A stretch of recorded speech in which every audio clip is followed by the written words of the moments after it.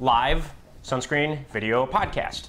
It is a rainy Sunday morning here in Clearwater, Florida, and it's also the first Sunday of football season. So those of you that are football fans, happy first Sunday of NFL football season. I'm Tony Armour, Executive Director of the Sunscreen Film Festival. Next to me is Lenny. Casual superhero. Casual superhero. I didn't want to mess my boots up. AKA Lenny of Mice and Men. I would love to do that. I never get to do theater. I don't have time. You would do good theater. I love theater. You would. Brad Sibbersen, writer. And what else do we want to call you? Writer? That's fine. Writer.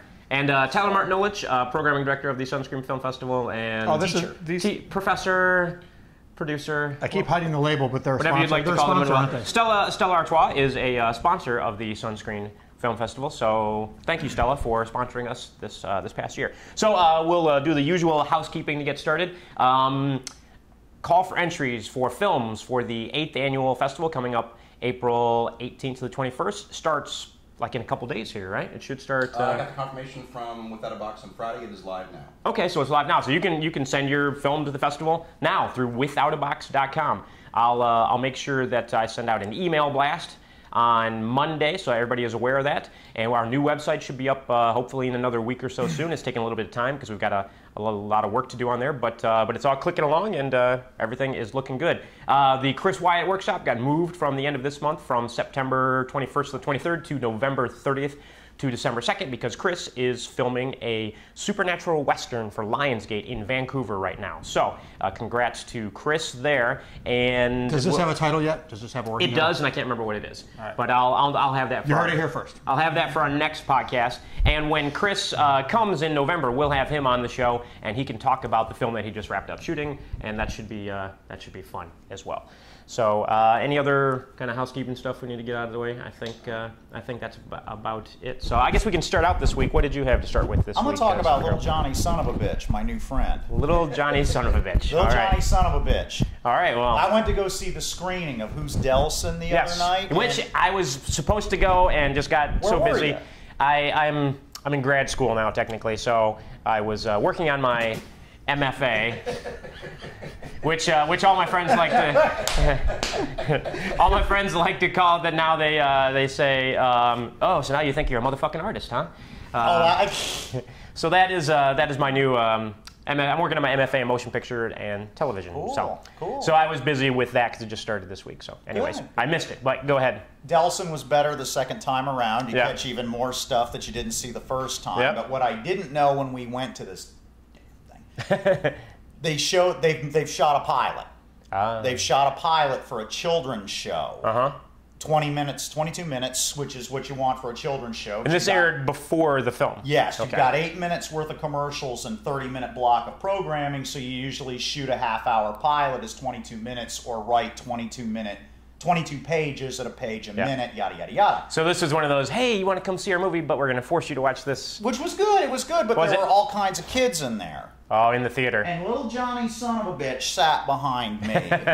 And when he wasn't, boom, boom, boom, boom, boom, boom, and I'm like this the entire time. He would take a break to scream for chocolate. He'd go, chocolate! Chocolate! And then he'd go right back to boom, boom, boom, boom, boom, boom, boom, boom, boom, again like this on my chair. It sounds like he needs more chocolate. Yeah, exactly. And I turn around and look at his dad, and his dad just kind of does one of these numbers in the chair, like he has no, the tranquilizer gun ran out of darts or something like that. If you're going to bring your kid to my mother... Yes. I'd have woke up in the hospital and Dr. Nucci be saying, I really advise you not to do this again. The movie theater was dark and we had a hard time finding your eyeball this time. So don't do that again. It's okay. It was a kid's movie. Yeah. But even we didn't expect that. We were expecting Who's Delson. The pilot was good. Right. But there's all these kids running around. Make your children mind. If you're even in a kid's movie, yes. It's okay for hey, yeah, shh, be quiet. That's one thing, but this was ridiculous. He needed to be muzzled. Yeah. And I just couldn't believe the way this kid behaved in the movie theater. He was kicking my chair, he was kicking Lady Hero's chair, and he was just totally off the frickin' chain. Make your children mind if you're going to bring them to a movie. Did they kick the kids after? out of the theater afterwards? Because Delson's pretty Fortunately, violent. they left in mass exodus after Yeah. that, and as him and his dad walked by, I just went, "Oh, thank God!" I said, "I get a good dig in on him as they were leaving," and that's as loud as I could. I went, "Oh, thank God!" as they were leaving.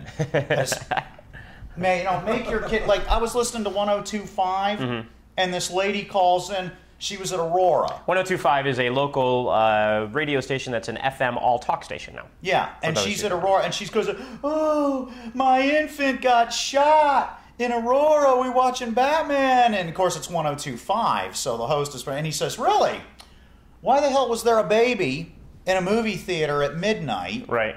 instead of home in bed where he belonged?" And the lady started, and he tore her to shreds right there on the spot for bringing an infant to a movie theater at midnight. At midnight.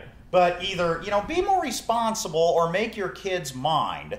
My mother would have put me in a coma if I behaved like that anywhere, let alone a movie theater. Yeah, where you're supposed to be quiet. There was no nonsense in the Armour household as a child. If we had done that when we went to go see Gus or something like that, we'd have been killed. I remember Gus. Yes, we'd have been killed. We're sitting there watching Gus. We were good, though. Yes. We sat there and we watched Gus, Bob Crane. For those of you who don't remember Gus was a Disney film probably sometime in the mid to late 70s about a mule that kicked field goals. And Really, do you have to say anything else? That's pretty much the premise. that's the premise. That's all it was. It's about a mule that kicked field goals named Gus, and I kicked something like a 100-yard field goal at the end of the game to win it. So I just ruined Gus for you. If you can find a copy of it. If you could find it anywhere. Okay, the cat from outer space. We behaved during that, too. I behaved both times I was forced to see Annie. Yes. Oh, God. Now, that took effort. Now, how are you forced to see Annie twice as a child? Let alone, My parents, do you have a sister? Each parent took me to see it just because. And then I was being babysat, and the babysitter said, "We're all going to see a movie. You kids pick the movie," and there were more girls than boys in the group, so we lost. We wanted Raiders of the Lost Ark or something. What was your kid's movie, Tyler? My kid's movie? Yeah. Remember. How young were you when you went to see Annie? Well, we're talking little. I Because was we're talking 10. Gus and Annie and stuff. We're talking Well, I'm little. not that old, but a yeah. little younger. Tyler's about 10 years younger than. So that's just. I think you're so cool, Tyler. The first vivid memory I can have going to see a movie in the theater was either Top Gun or Pee-wee's Big Adventure. Wow. One of the two. Wow, you are a little younger than us. So we're talking Condor Man and stuff like that. I remember we went to a lot of drive-ins when I was a kid because my parents, they had cheap. They had 3 kids, so you just load them all in a car and you just pay for the carload to go to the You drive-in. also didn't have to pay for snacks.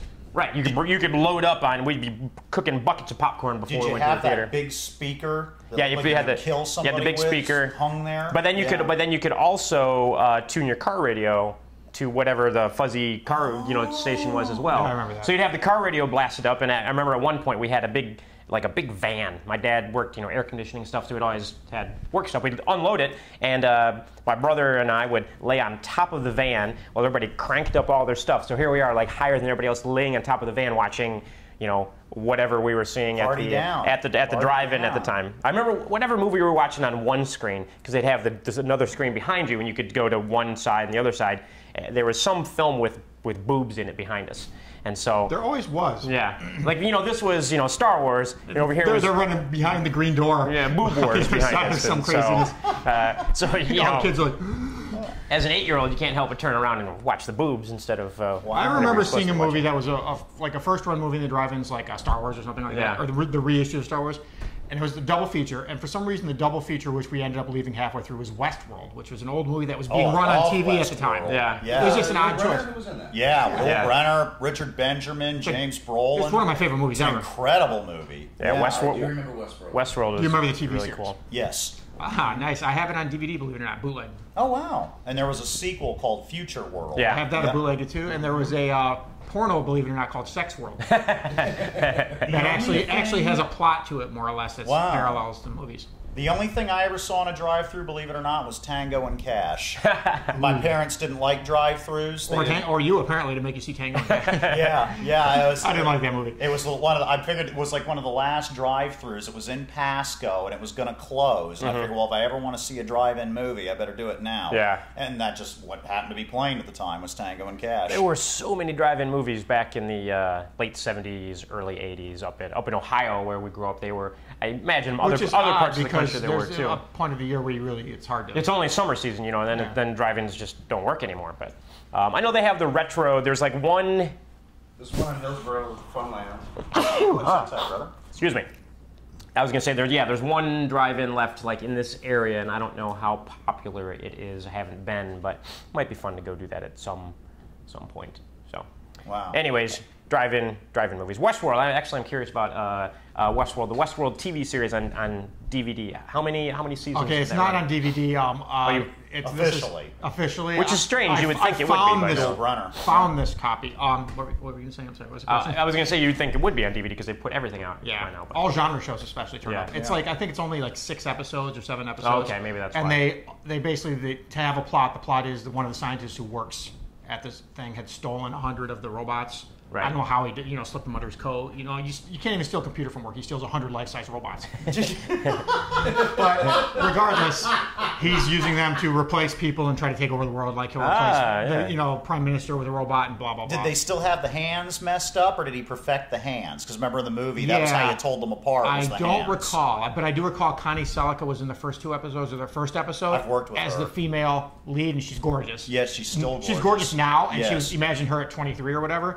And then they dropped her for a less attractive actress 2 or 3 episodes in, so that was all you saw. She probably was fed up. Is like, I can't do this anymore. I could picture that. She got fed up easily when I worked with her at HSN. I could picture that. Yeah, so class act all the way. But I went on a crazy Westworld kick, and so I managed to find a copy of that. And Future World, which you can see on TV, occasionally shows up, which is underrated. It's not that bad. You know what you should do? Here's a plug for some of Brad's books. Brad, as a writer, reviews films and does a variety of different, review type books. So go ahead, pitch your stuff, and then I'll tell you what I was thinking. What you should? Oh, well, essentially, they're the first book was the 100 best movies ever made, mostly suck. Kind of self-explanatory approach to a classic film, and I followed that up with 3 genre books: 66.6 absurd movies about the devil, self-explanatory again. Legendary House of Haunted Hell, which is about haunted house films exclusively, and a book on Lifetime movies, which I think is the first book on Lifetime movies, called Lifetime Movies for Men. That is a great title, though. I don't see why that one sells the least, amazingly enough, by a wide margin. Well, because you called it Lifetime Movies for Men, so any women that are online looking for it, right? And any men looking at it don't want to see it. Yeah. Right, exactly. That's probably a bad idea. I should have called it Tits. It's never too late to rename it. You could maybe change the title to make it a little more female appealing, maybe. Just as something. But anyways, what I was just thinking was, and what made me think of it is because Chris Wyatt, who's going to do the filmmaking workshop for us, is working on a supernatural Western. You should do a mixed Western genre. I would like to do that. I actually love mixed Western movies. That's why I actually saw Wild Wild West with Fresh Prince. Oh, that was horrible. Yeah, but I watched it because I like anything that takes a Western and throws a sci-fi or horror element or a ninja or samurai, anything unusual in there. Right. I don't think there's enough of them to facilitate an entire book, though. You might be able to find. I need about 100 for the book to be a fair. 100. Dedicate it to Brave Star. Mixed Western. Brave Star would be another. Dedicate the book to Brave Star. What I thought about doing is doing like maybe 2 or 3 ideas in one, like 3 books in one. Yeah. Because I want to do an Oz book, because believe it or not, there are about 50 Oz movies. Most people don't know this. There were maybe a dozen before the famous one was even made in 1939. Wow. And there's a new Oz movie coming out starring James Franco, made by Sam Raimi. I just caught a horror movie version on Sci-Fi Channel. Horror movie version? Yeah, which I haven't watched it yet. I heard the book was dark. I never read the book, but I heard the book was dark, so that makes sense. Darker than the movies. Yeah, that makes sense. Of course, Zardoz is the best one. Zardoz. Zardoz is the best Wizard of one. Mars with John Carradine is another one a lot of people haven't seen. I've never seen that. That's a cool movie. Wow. It's not a good movie, but it's just so clever and interesting that you find it enjoyable anyway. I saw the trailer yesterday for Oz the Great and Powerful, which is a prequel to The Wizard of Oz, where it basically shows how the wizard got to Oz and became the wizard. Now, I like Return to Oz from Disney's dark 80s period. I love that movie. It's a terrific film. If you haven't seen Return to Oz, which a lot of people probably dismissed, it's worth seeing. Walter Murch's, I believe, only directorial Oh, really? movie. Yeah. Interesting. No Walter Murch is like the Grand Hype Pumbaa of editing theory. Yes, and he 5-time Academy Award winning. he edited Apocalypse Now and a bunch of other. I'm reading his book right now. Nice. Yes, Blink of an Eye by Walter Murch. There's a pitch for Mr. Murch. Yes, there you go. Is Mr. Murch still alive? Yes, he is. Okay, there you go. Taught me in grad school. Buy Murch's book. Oh, he taught you in grad school. So in grad school they're making me read his book. In your grad school, they just have him teach the class. Wow, that's cool. He's like, read my book. That's essentially what it was, too. Remember, sure, he's making more money selling the book. The Wiz, Diana Ross was Dorothy. Yes, Michael Jackson. What does anybody? I can't remember the name of it. Scarecrow. But there was the original, supposed quote unquote official sequel to The Wizard of Oz, the cartoon, where they got Dorothy. Who played Dorothy? I can never remember the actress. Her daughter to do the voice. Liza Minnelli. Liza Minnelli's daughter did the voice. Wow, I assume. Oh no, I'm sorry. Liza Minnelli did the voice. There was a character in there called Pumpkinhead. Yeah, wasn't there? Yeah. Yes. Yeah. No relation to the horror film named Pumpkinhead. Actually, I think it was supposed to be. I think it's No, it was supposed to be supposed Pumpkinhead. To be the official. Is the horror movie Pumpkinhead? Isn't he supposed to be the character from The Wizard of Oz? He comes out of the book and kills people. Yeah, he doesn't come out of the book. So I mean, I don't know. They may have gotten the name from there. I don't think there's any direct connection. But I may be wrong. I haven't seen that in forever. Yeah. But yeah, that was supposed to be the official sequel, and then it took them years to get the animation done. The whole thing tanked. Half the cast was dead by the time they actually animated it because they did all the voice work first. Then they just kind of forgot about it. Filmation made it. Yeah. Which is unfortunate. Awesome. Enjoy Filmation. Yeah, a Filmation lot. does good stuff. But Just so say that tanked. Filmation, you're good to go. So then they made Return of Oz was supposed to be the official sequel, and that tanked, and so everyone kind of forgets about that now too. You have to throw Under the Rainbow in there because it is a Wizard of Oz movie, and it's one of Billy Barty's only leading roles. And he's incredible in it as the Nazi spy. And a fun Chevy Chase too. Billy Barty, for those that don't know, is a little person. He's a midget actor. Was in everything.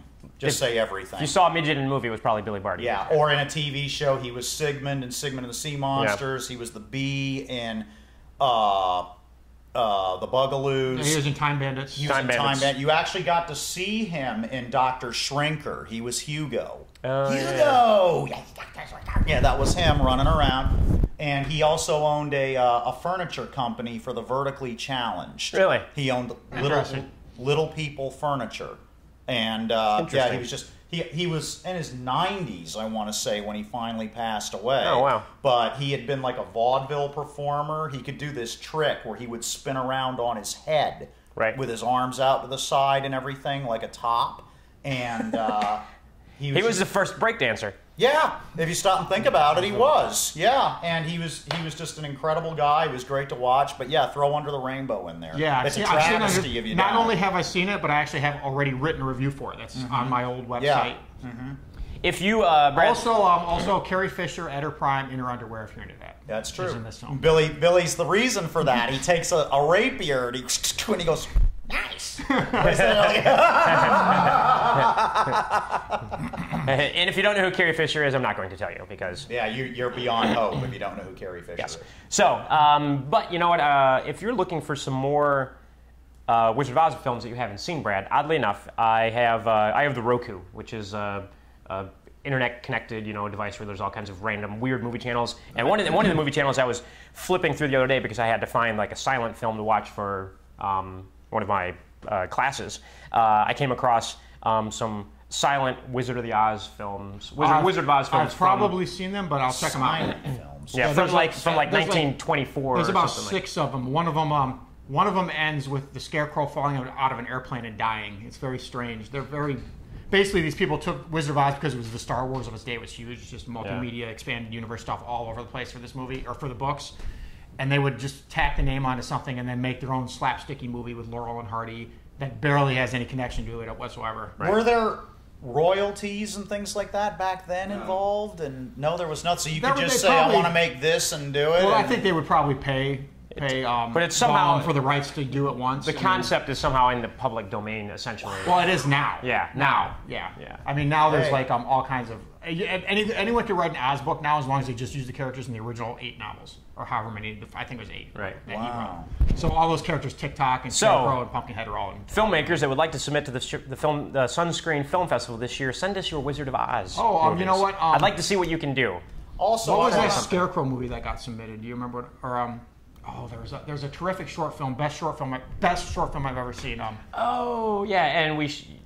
The Scarecrow, the Scarecrow. It's completely slipping my mind. No. I advocate it everywhere I go. You loved it as well, Tyler, because you programmed it. The black and white film that parallels. Oh, it's Tin Man. Tin Man. Death of Tin Man. Death to the Tin Man. Yeah. If you can see that film, it's a short film. It's about 10 minutes long. It is unfathomably good. Just see this. The filmmaker who did that, Ray Tintori, went on to. Did you guys see Where the Wild Things Are? Yes.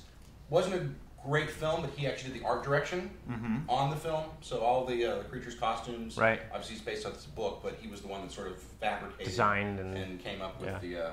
While I was thinking about public domain, we also want to see your version of Boy in the Plastic Bubble. Especially since he's been to the film festival. How about Has he? How about Yes, John Travolta's the Boy in the Plastic Oh, Bubble. okay.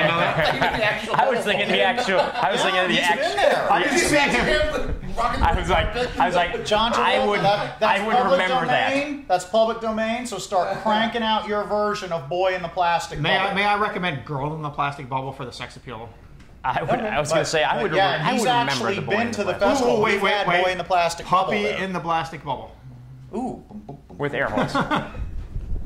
Now, you know what? You just made me think. Now, this is funny, too, because you would think that you'd want to shoot me in the head for this, but We might. You haven't seen Bubble it yet. Boy Yeah. is a phenomenal movie. I've never seen it. I saw Bubble. I was on the computer like this, and Bubble Boy was on in the background, and I was like, "Oh, okay, just Bubble Boy. I'll see." Wait, who is watching Bubble Boy in the background? Lady Hero? Nobody. I just had it on. Oh, the TV was on, And and- by the time I kept looking over, and screw the computer, I'm watching Bubble Boy, and Fabio plays this cult leader, and they think Bubble Boy is a god.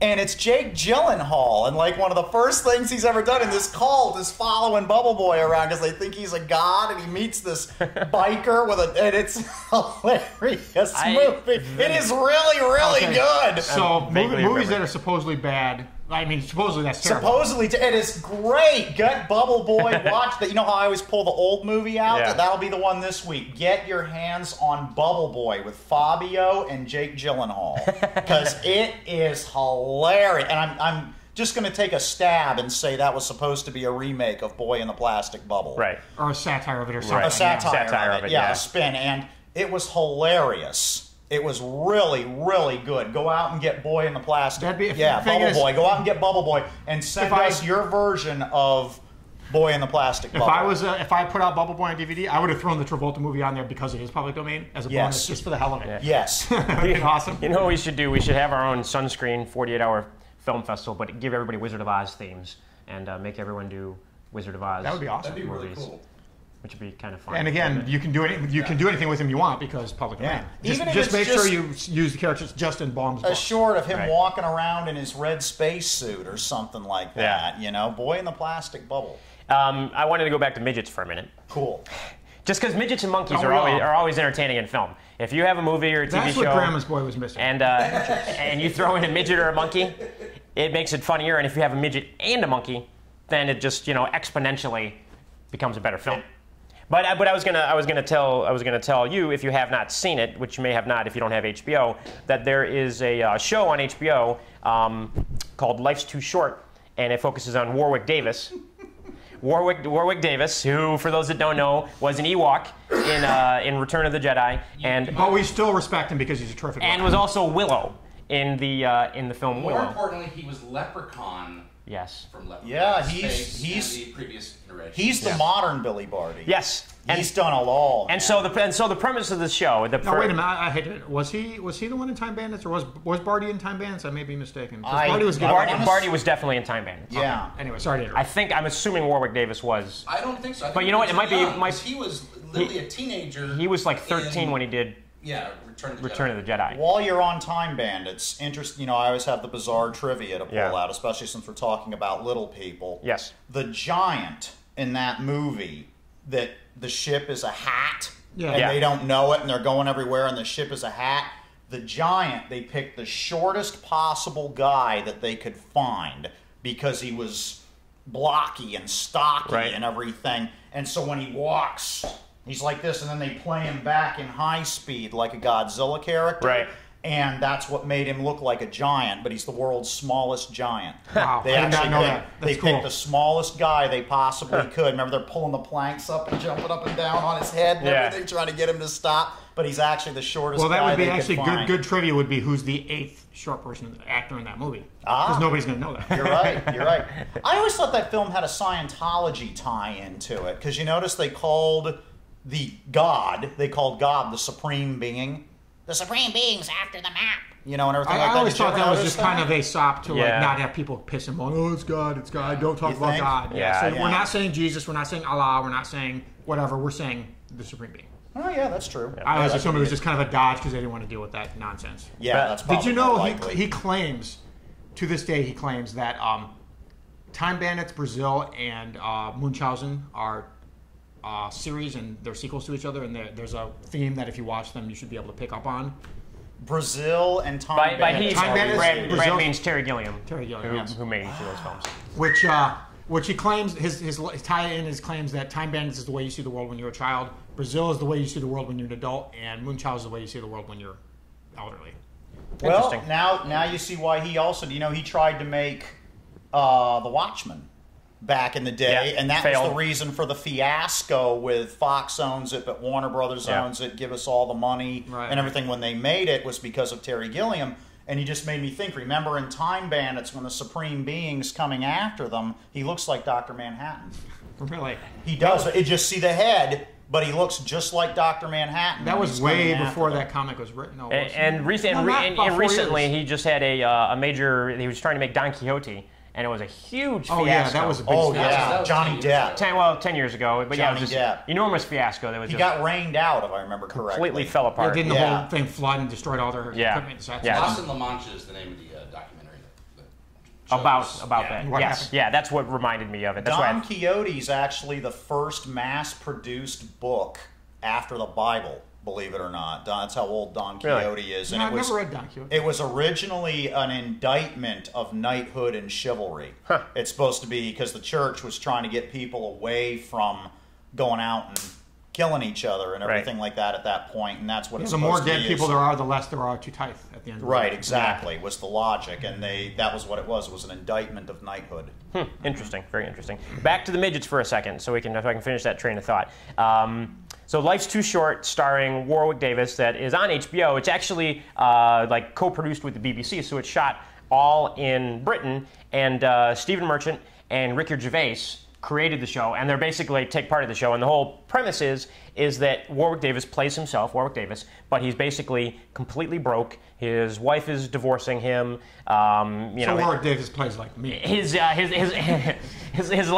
is a mess, and he's trying to get it together by just still being Warwick Davis, and he keeps doing these utterly ridiculous, stupid things. He goes to this fundraiser, and they have Sting is at the fundraiser, and he. Oh wow! But it's amusing. If you get a chance to check it out, I won't give away all. So when you say he does ridiculous things, you mean he takes ridiculous gigs?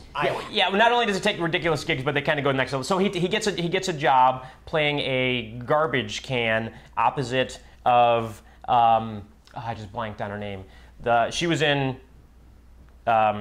That really hot actress? No. That really hot actress. She was in all the Harry Potter films. She played Beatrix, who was the evil chick. She was in The King's Speech. She played Helen Bonham Carter. Helen Bonham Carter. Plays opposite her, and he's in a garbage can, and he just has to move the garbage. Basically, no, I'm sorry. He's playing a small child, and he's dressed up in a costume, and she can't deal with him because she thinks he's so ugly and a terrible actor that they replace him with a garbage can, so that she can just act opposite the garbage can. I can tie this whole thing together. Please. Midgets taking little jobs.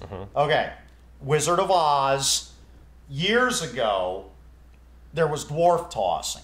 I don't know if you guys remember Dwarf Tossing. No, there was a song about it called Dwarf Tossing by a band called Bouquet of Veal. Wow. It's the catchiest song you've ever heard in your life. Look it up online. Dr. Nucci loves this story. I told it to him one time while he was operating, and he just about... The patient? Yeah. He just, two of the midgets, they were married. I don't know if they're still alive or not, that worked on Wizard of Oz, got into a big uproar about dwarf tossing. And you see, and the wife's going, our bones are different, and you shouldn't be tossing us, and it's demeaning, and everything like that. And they had this big row, and I think it was out in California, and they got dwarf tossing banned. Yeah. Ooh. Yeah. These midgets made good money doing the dwarf tossing. Right. These people got it banned. Right. Okay. The survivor and munchkins from Wizard of Oz got it banned. So what did the midgets have to do? They had to take other jobs. And one of the they were doing is they had these big sombreros with a thing of salsa in the middle of them. And they would walk around Mexican restaurants with cigars and stuff and use these fake accents and go, hey, how you doing? And stand there and let people eat chips out of their hat. And the little midgets from Wizard of Oz say, well, that's even worse. Leave well enough alone. Exactly. That's one of the best lessons you can That's the get. lesson here. Leave well enough alone. Not only did it destroy dwarf tossing, it destroyed an institution in this country, which is midget wrestling. It destroyed midget wrestling. That's how Rocky Johnson, The Rock's dad, really made his career. Was The Rock's dad a midget? No, The Rock's dad looks... He was a promoter or something, He right? blows Arnold gotcha. away. Rocky Johnson he's looked better than his son. His son looks like a little girl compared to Rocky Johnson and compared to his grandfather, Peter Maivia. But Rocky Johnson would go out there and the midgets would attack him. And he'd be tossing midgets. And the midget, and he's tossing midgets. And it destroyed that. What people don't seem to take into consideration here is they choose to be tossed. Yes. That's their job. They're not like it's not like they're owned by the company, like kept in a cage and tossed around, Right. Come on. Leave well enough alone. There you go. I can't wait to write up the keywords for YouTube today for this particular The sad part podcast. is I did an entry on the blog promoting my book, and one of the keywords ended up being owl rape. So, what are you gonna do? So after we finish this up, I'm gonna have to sit down with pen and paper, and you guys are gonna have to remind me the random tangents we've gone on, so I can write down all the keywords I need to write out for this particular clip. But that's entertaining. So for the time being, we actually have another guest with us today. Yes, I was gonna swap out because I need a Stella. We're gonna talk about. Take that. We're gonna talk about James Bond's cars. The new James Bond film Skyfall is coming out this Christmas, and so we're bringing in here. I saw a poster for it the other night when little Johnny was kicking my seat. Yeah, the trailer is pretty kick-ass too. So we have Artissa Roy, who is also a real-life superhero as well. We'll clip you up there. And, I'm going to clip over here on your pocket. Okay. So that. Hey, Tyler, if you don't want to contribute, I'll swap out with you, or if you have no interest. So. You know what's funny? We were just talking on the way here. He had a friend that had a mint condition Volkswagen Corvette made a 63 split. I don't know, your guys will remember the Corvette 63 split. It was a C2 body. They're still worth between $60,000 and $100,000 depending on the condition they're in. We just saw one down in Safety Harbor the other day. Volkswagen made a 63 split, and we were talking about that on the way here, and he found a picture of it. You'll have to scan it. Very cool. You'll have to scan it, but he was driving around with his friend, and I said, you got to be kidding me that they made a 63 split. And he said, yeah, and I said, because Corvette made a 63 split. It was the exact same year, and they made a split. 63, evidently. Yeah, isn't that bizarre? So the new James Bond film comes out this coming Christmas season, probably right around Thanksgiving or so. And if you get a chance to check this out, you can find it online as well. Sky Network in Britain is doing like a whole month of James Bond stuff. And they've edited together this James Bond car chase action trailer with all of the different Bonds in it. It has, new Bond, Daniel Craig. It has Roger Moore. It has Pierce Brosnan. And it uses every single one of the Bonds. It even uses George Lazenby. Wow. And they what about David Niven? It does not use David Niven. He's the only one they leave out. But there may not have been a car chase in that particular film. But it was a car chase. But it edits, it's one car chase with each of the different Bonds in the same chase. And at one point in the edit, you have Roger Moore driving a car, and he looks over, and then the other car that looks over back at him is Pierce Brosnan. So it's like Bond looking at each other. It's a really, really well edited, really cool piece. So where's that at? You can find it online. You'll be able to find it on YouTube. Sky Network in Britain. And I don't remember exactly what it's called. If you find my Facebook page, I put it up to my Facebook page. All right, before we get into the just without expanding on it because we'll get into candidates. Best Bond and your favorite Bond. Don't even say best. Favorite Bond. Roger Moore, absolutely. Okay. Sean Connery. Sean Connery. And I actually am probably in the minority in the world here. Timothy Dalton, I think, nailed it better. You know what? I like Timothy Dalton. Roger Moore's my second. I actually really like Daniel Craig as Bond. For me, it was just my age because my daddy would take me to see, come on, we're going to see James Bond movie. And it was, I think the first one I saw in a theater was Moonraker, and of all things. And the second one I saw in a theater was For Your Eyes Only or something like that. Octopussy is... So then my dad says, James Bond's on TV, and we're watching older ones with Sean Connery, and I'm like, That's not James Bond. This isn't James Bond. This guy is and he didn't have the Roger Moore walked through an explosion and just adjust his tie and keep on going. He was invincible, and Sean Connery was all dirty and sweaty. And, and it just wasn't the same for me. So that's why Roger Moore's mine. Why I like Dalton is because he's a little bit of each. I think people are actually scared not to say Sean Connery for some reason. I agree. Yeah. I as a kid liked Roger Moore more, and I remember meeting Tony and you had Frank Tab and a bunch of people who really liked the Bond movies, and I always felt like I'm not even going to say.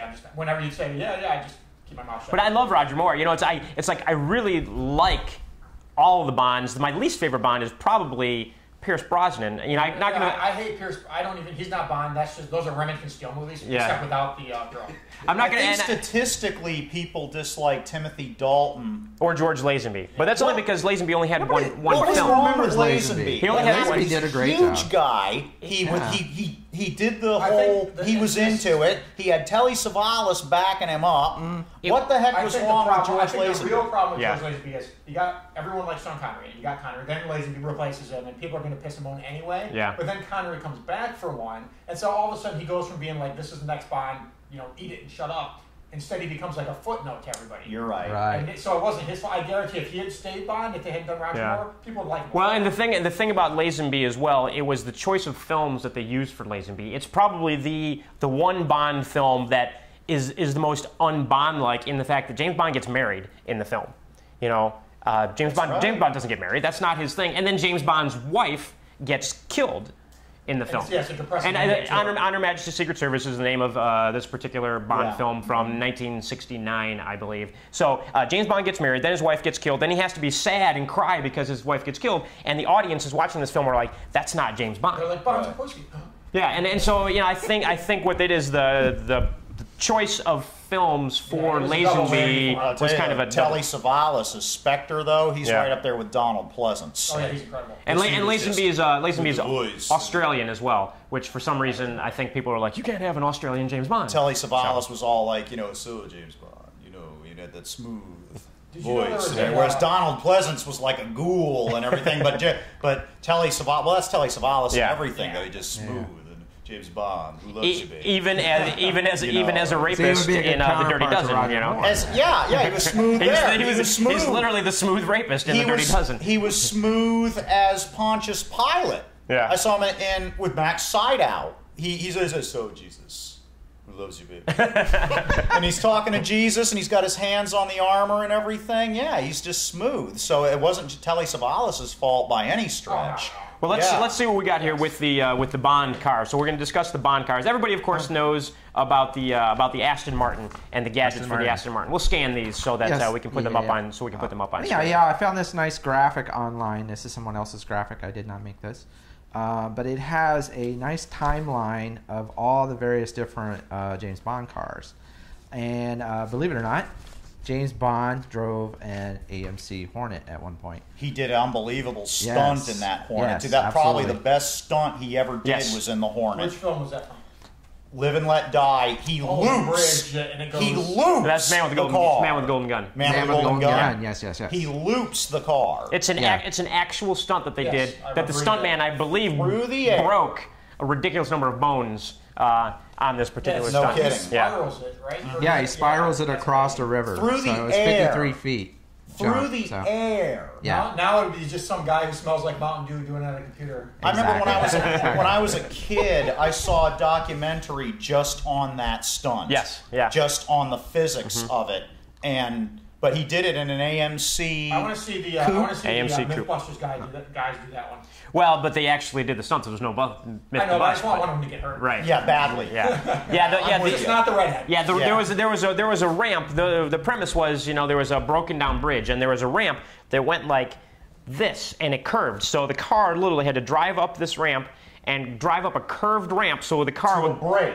There's nothing. And then there's nothing. So the car goes up the curved ramp, spins upside down in the air, and does a loop, and comes back and lands on the other side that's starting over here, and then finishes out on all four wheels. And this is imagine taking scissors to your Hot Wheel track at the top of the loop and seeing if your car. You could do that all day. And this good luck with that. And this is 1974, 73ish. So you're talking about a time pre-computers to calculate the physics of actually doing this stunt. Yeah, it's a really I saw a documentary just stunt. on the stunt. Yeah, he's actually got a timeline. But an AMX, 74. of all the cars to do it in, an AMX, there was a reason they did it in the AMX because it was a tank. It has weight. It was heavy. They wanted as hell. the weight. Yeah, So that way it would forward slam momentum. into the other side and hold it as it came back down. Yeah. Now I see. Yeah, Okay. so that kept it from bouncing and basically flipping over. And so. appropriate that car. It wasn't like he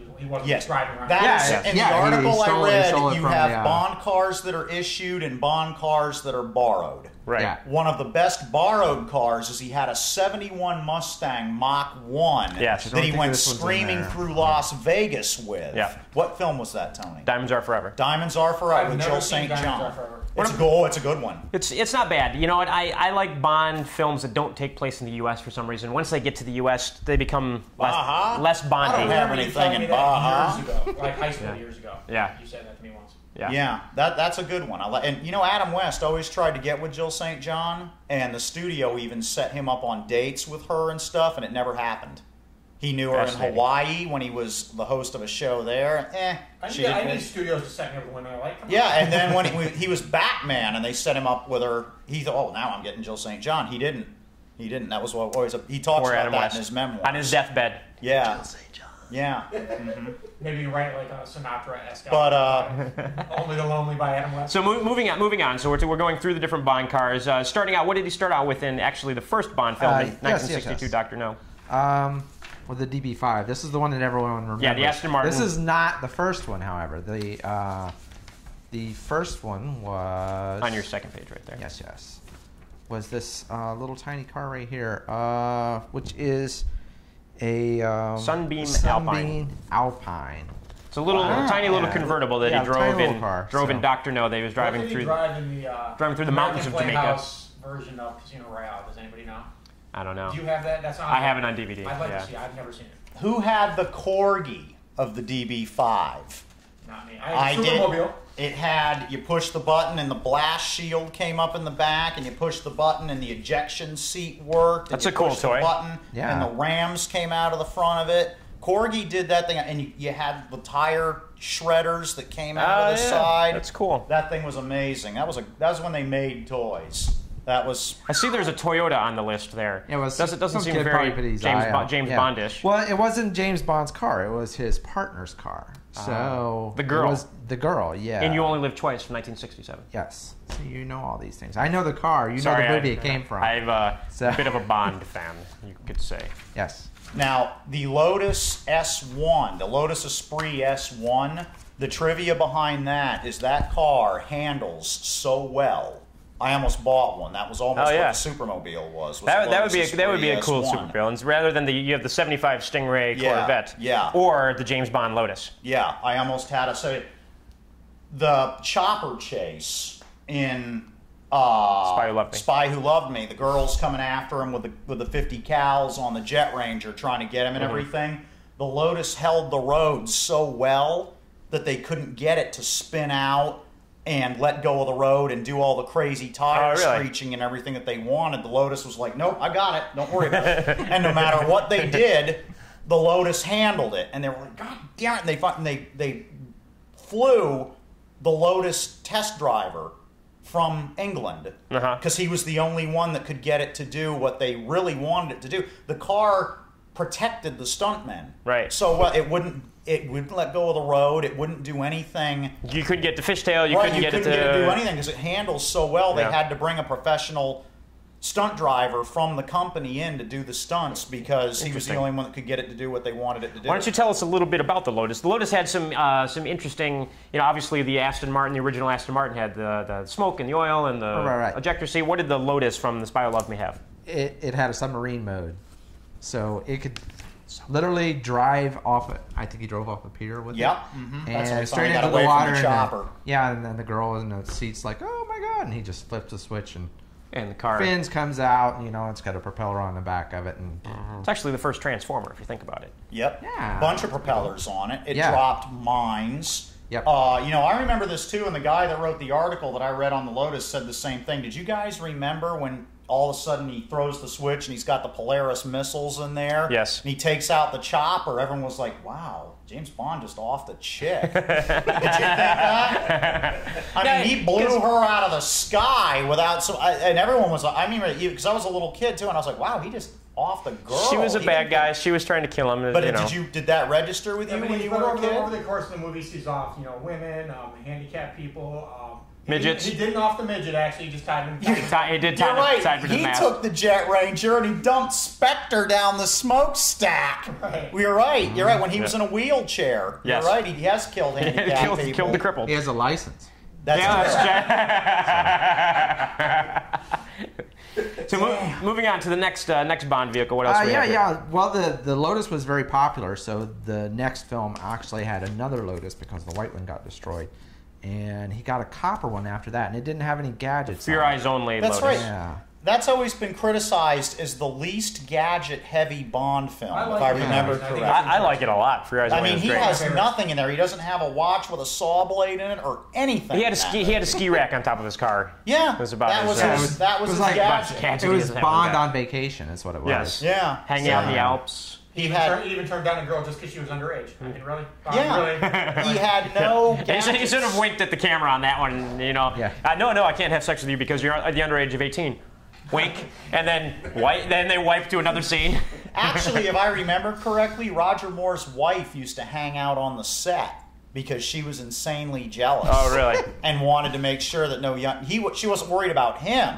She was worried about other women. And About girls chasing him down and stuff. Yeah, if I remember correctly.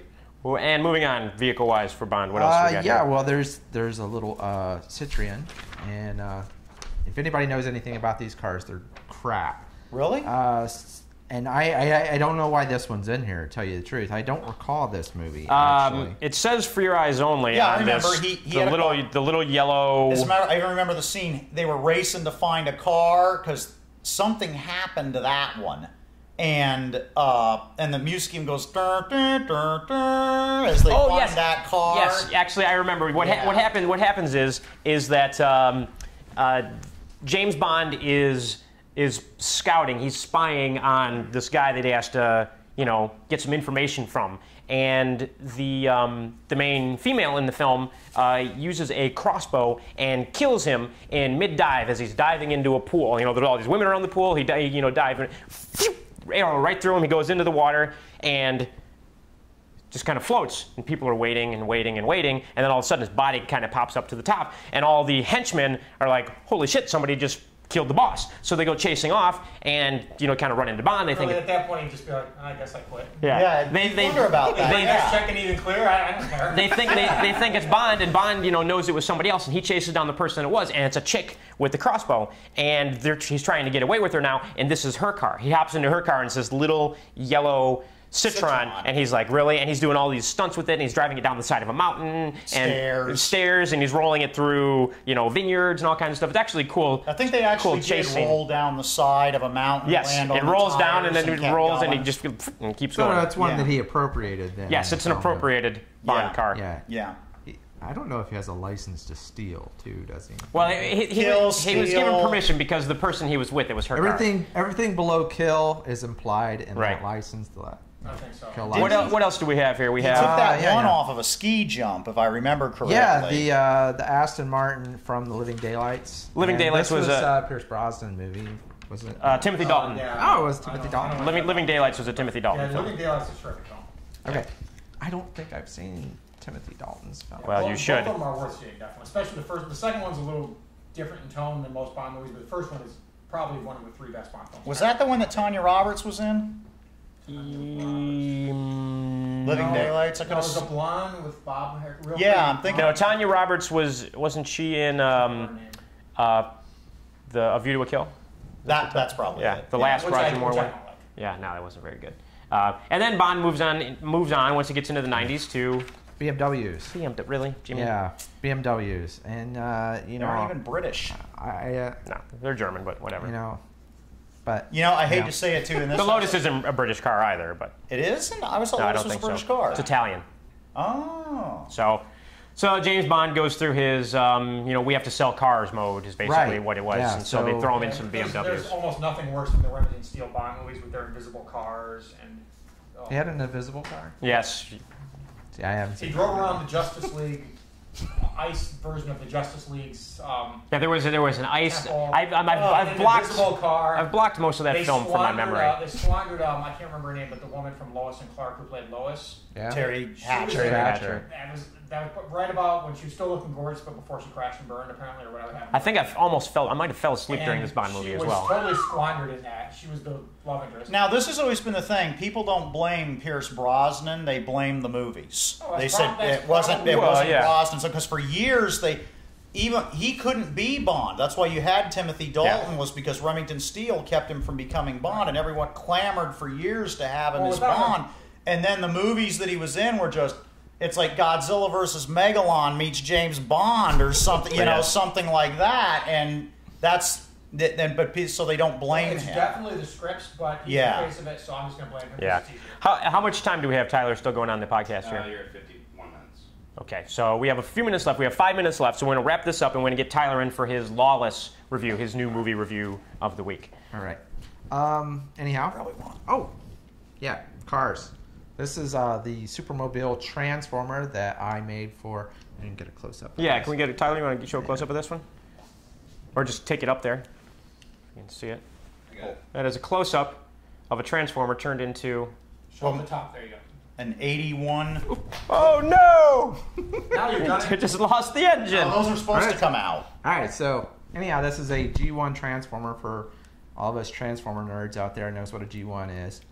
And I don't know what a G1 is. That's the first series of them. Drax has always been around, but he's always been a Corvette of some kind. Right. But he was a Stingray first. Right. The G1 is a Generation 1 Transformer is what it stands for. Generation 1 Transformer. Yes. So this is the one from the cartoons in the 80s. And, now, I never liked that cartoon because they could turn into cars to disguise themselves, but they never did ever. They would drive somewhere and then they'd turn into a robot right in the middle of the mall and get a fight. Yeah. Why, it was to sell toys. Well, I know, but at least use a little logic. At least make it happen. No. We're not using a little logic. That's no good. Logic is bad. So anyhow, this is one that I customized for because they're usually blue. So we have there you go. Look at that. Superhero's car is now a Transformer. Yes, and it's got the engine is a gun. The engine becomes a gun. Yes, so it's very good. It's a nice big gun and nice big engine. Very good. So anyhow, this is one I built for superhero. Big guns, big engines, because you get more money. That's right. That's why they sold. The Japanese know how to market to kids. Absolutely. So we've gone through most of the Bond cars here. Unfortunately, we got to quickly hurry along so Tyler can get his movie review in real quick before we finish up. So Artisroy, thank you for being on the show, and Tyler's going to hop in here real quick. And Brad, if you could stay looking behind, or Artisroy, whoever could look behind the camera and give us a countdown of minutes as we're going here. So I went to see a couple movies this week. I saw Robot and Frank, which was fantastic. It's an indie film. I don't know if it's playing near you, but if you can find it, go see it.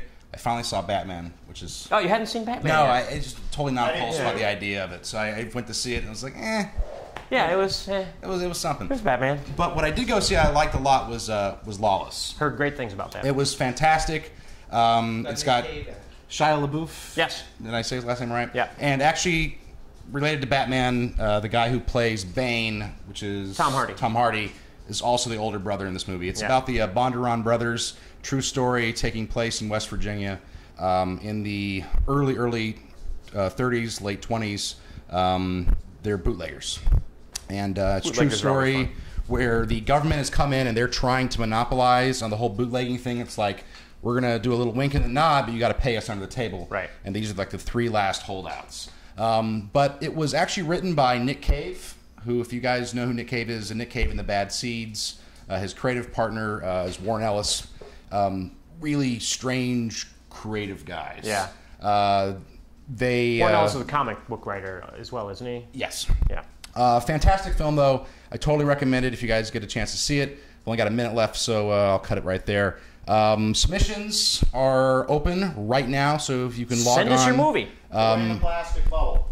Boy in the Plastic Send Bubble. us your Boy in the Plastic Bubble, your Or Wizard your of Oz your film. Oz-themed films. Screenplay submissions, that means, are open as well, so you can send in your films, your screenplays. I'll be sending an email out. Join our email list at sunscreenfilmfestival.com. Send us an email if you got questions for the podcast. info at sunscreenfilmfestival.com or podcast at sunscreenfilmfestival.com. We'll answer any questions you have. Do whatever. We'd like a little audience interaction here. So please send us something. So thank you again for joining us for the 8th live Sunscreen video podcast, and see you next week.